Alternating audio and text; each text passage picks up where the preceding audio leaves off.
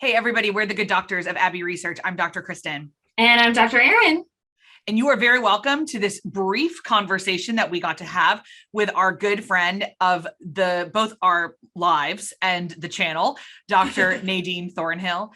On June the 1st, Dr. Erin and I are doing an online training that we would love for you to come to, by the way, about words we don't say anymore, how language has evolved, how do we understand how to talk to each other, about ourselves, how do we all do those things? And as we've been preparing for this, we've realized a lot of our own blind spots. So we started calling in a few of our favorite experts, and even some like, oh, we don't know anybody who's good at this. Who do we know who knows somebody? And it's been a lot of, in the spirit of continual learning, we had a conversation with Nadine and we wanted to share it with you.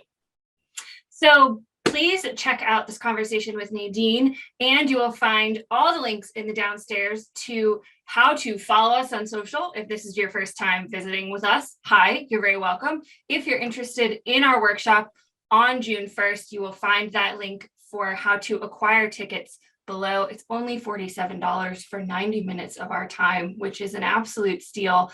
And we will have all of this collective and cooperative learning that we've done over the past while put together for this training. So we hope you enjoy this conversation, and we hope to see you on June 1st. Can't wait, guys.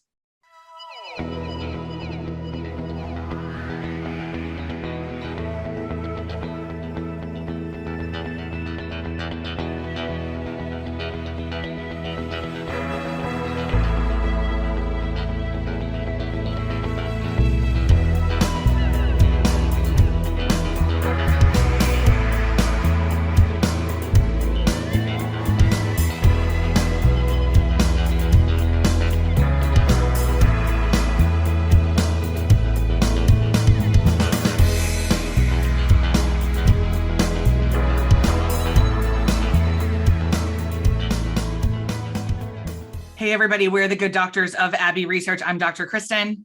And I'm Dr. Erin. And we are joined today by our honorary third doctor, Dr. Nadine Thornhill, who is a sexuality and health and educator and all-around general badass. And she is going to help us today answer the question of what words don't we use anymore about bodies and sex and all of that. So Nadine, educate us.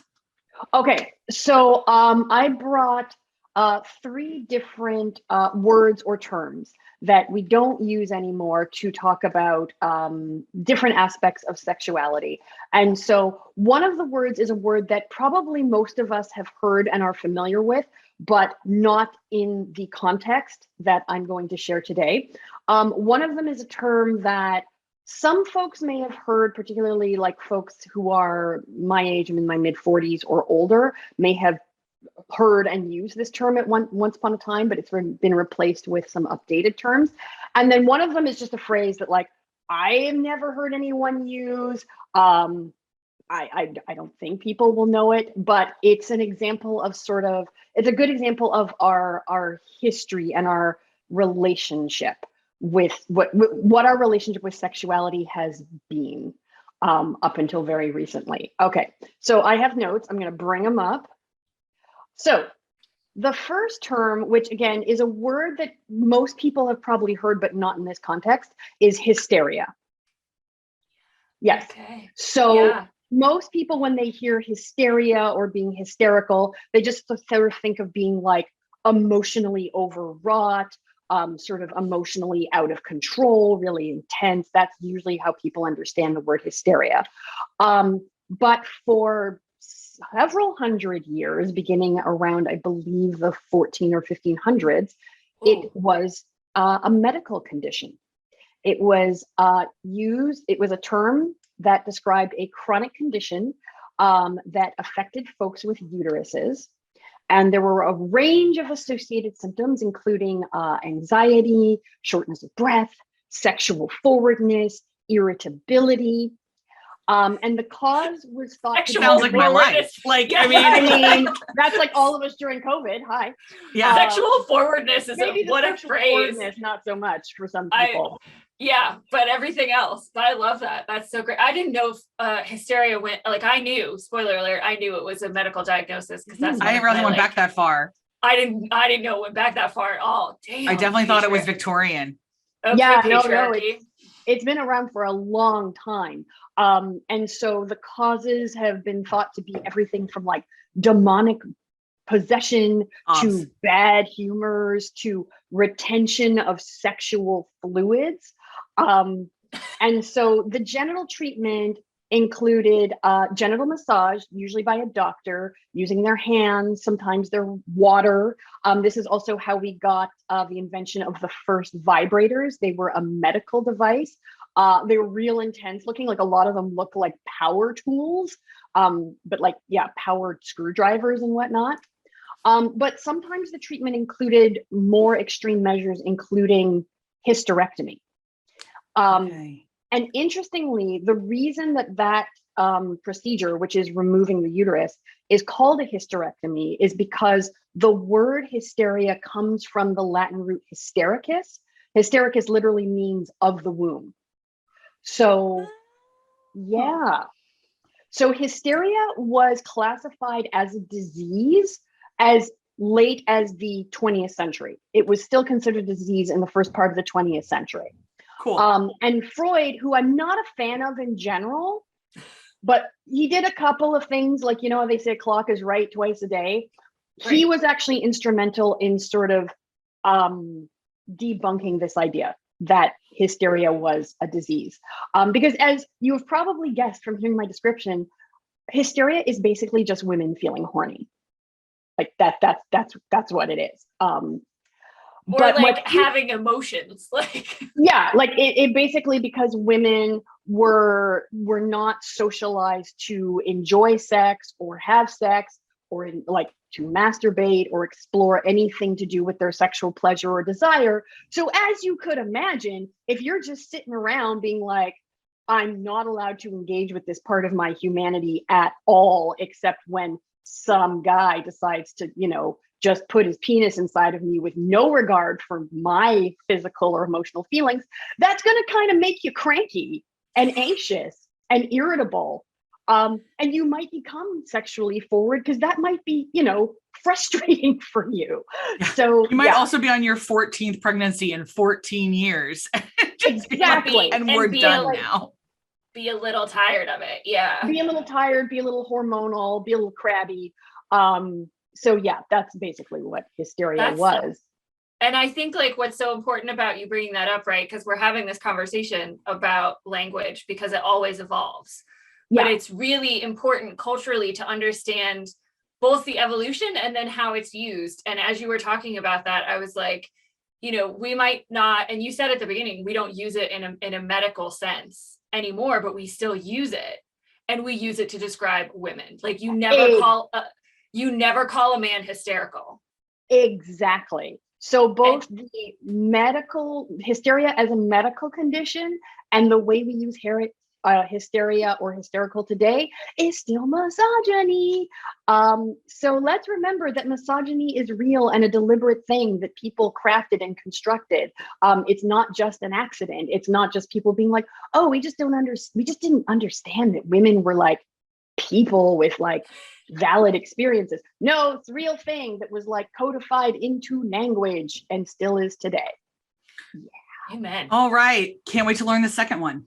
Okay, so the second one is a term that people may have heard, we just don't use it very much anymore. And that is the term venereal disease. We don't use it anymore. Okay, because I still hear it. Okay. Yeah, it's sort of like, like, you know, it's still kind of floating around. You might hear older people say venereal disease or VD. And so for folks who don't know, a venereal disease is basically an illness, an infection that's spread through sexual contact. Okay. And going back to misogyny, the reason that it was called a venereal disease is because anything venereal is a reference to Venus, the Roman goddess of love and sex and the erotic. Shut the front door. I never made that connection. Okay. Yeah. So venereal, basically anything sexual is venereal, but it is related to Venus. But that word venereal historically has been used in a highly, highly stigmatized way. And one of the ways historically that we have stigmatized sexuality, and more specifically, certain types of sexual activity, is by using sexual illness to stigmatize, particularly like queer sex, sex outside of marriage, sex with multiple partners, female sexual desire. You know, if you're engaging in any of those things and then you got a venereal disease, the connotation, you know, and you saw this in the literature, you saw this in public health campaigns, they very purposely equated VD with being dirty, with being gross, with being of like low intelligence, poor moral character. Again, if you were like a woman, it meant that you were ruined. They also equated VD as being rampant amongst, you know, different racialized communities, amongst Black folks, amongst Latinx folks, amongst brown folks. So it was just a lot of like sexist, ableist, racist garbage. Yeah, like it was a real heavy word and we weren't using it as heavy as it was.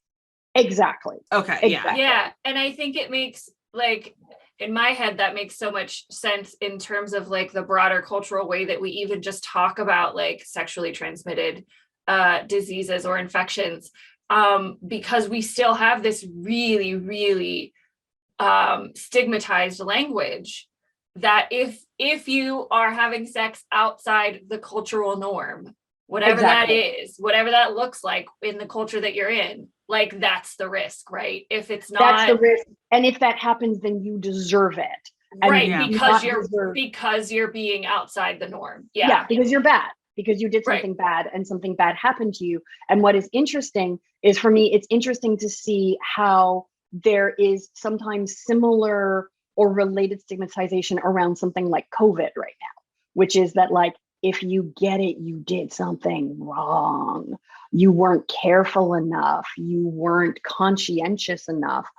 So it's a thing we do with illness in general, certain illnesses, where we're not willing to just accept that, you know, illness is part of being human. We have contact with each other. Our bodies are not perfect at combating disease. Our immune systems, while wonderful, fail sometimes, or just, you know, are not up to the task. And so we stigmatize people for poor health, which is a form of ableism. And then we have that ableism in conjunction with all the other horrible things we do to each other as people. And so VD was just this sort of, you know, ideal term to use to make people feel bad about their sexuality. So for clarity, for the sake of our audience, the proper, because we can't not talk about sexually transmitted infections. They are a real thing. So Absolutely. The proper terminology is sexually transmitted infections, or we know or sexually transmitted diseases. We hear both in the UK and in Canada and America. Yeah, absolutely. So like that is the STI, STD is STI, the STD, proper yeah. one. Okay. And so, and the term STD really arose out of queer cultures in the mid to late 80s with the rise of HIV and AIDS, because what basically they were seeing was the way that the stigma attached to sexually transmitted infections was so great and so powerful that so many people in their community were being were being cast out of their families and left to die alone, because there was such horrible stigma attached to this term, like, and attached not only to the concept, but to that term. And so they really wanted to change it. And, you know, sexually transmitted disease is sort of a more clinical, neutral sounding term. Right. And then sexually transmitted infection, which is what those of us in the, you know, sexuality field often use and encourage folks to use, is sort of another step towards trying to simply describe it as just a neutral thing. It's just an infection. And the reason that there's sometimes a shift away from using disease is that for some people, disease implies like, disease implies something that you can see and experience. So they think of diseases as being symptomatic. Whereas what we know is that the most common symptom when you have a sexually transmitted infection is no symptoms at all. Yeah. So you can often have a sexually transmitted infection and you don't have any discernible illness from it. It's an infection that's in your body and maybe kind of doing things behind the scenes that will show up later, like issues with infertility, or once the illness shows up, it's literally years, sometimes decades after the initial infection. Right. So that's why some of us use the term infection rather than disease. But yeah, we don't use the term VD anymore. Love it. All right, third one. Okay, third one. Never heard this before. I've never heard anybody use this in real life. It's just something that I come across in lists of like obscure sex terms that we don't use anymore. It's put the devil into hell. Ooh, okay. Yeah. So apparently, according to my research, it's from the early 1600s. Commonly heard in and around England and the environs. That sounds real Congregationalist and real Puritan. Right? So all I really know about it, the only thing I was able to verify is that it is a euphemism for sex. And I assume when people are saying sex, they mean penis and vagina sex. And so I'm going to assume that, yeah. I think it might be anal sex. It could be. When I saw it in context, it seemed to be describing like sex between a person with a penis and the vagina, but I could also imagine it could also describe anal sex, like some kind of intercourse.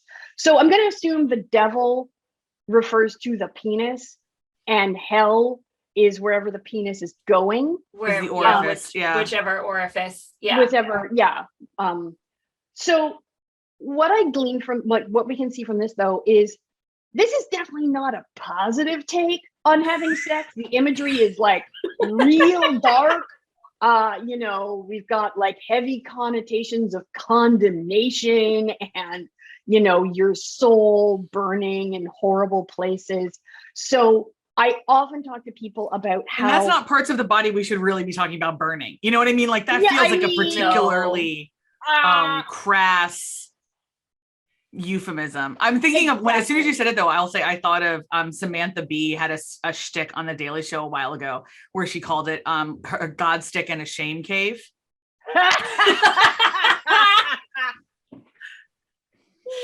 Yes, that is very much in the same vein. It feels like that energy. It's the same.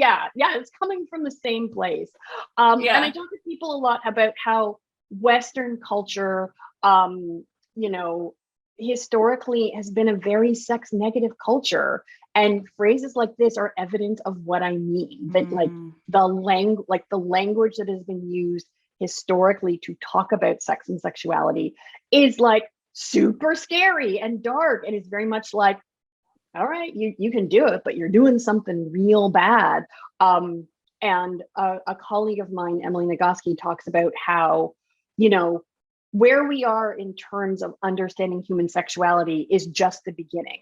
That what has been happening for the past few decades is just us realizing that, everything we knew about sex and sexuality was wrong. It was just wrong. And so we're like, okay, we're kind of at the point where we're like, okay, so everything we knew is wrong. Now let's learn what's right. And we're really just at the beginning of all of that, which for me as a sexuality educator is exciting. But I think it's something important for people to know sort of where we are, in a sort of historical social context, is that, it's understandable that a lot of us are like, I don't really understand what's happening with me sexually. I don't have a lot of language to talk about it. I meet people who are my age or older who are like, but I'm still just learning about my body. I'm still just learning what feels good for me. I'm still just learning, about my, even like parts of my identity as a sexual person. And shouldn't I know all of this by now? And I'm like, no, none of us know any of this. Like, I'm an expert and I barely know anything because we don't know anything yet. So it's okay.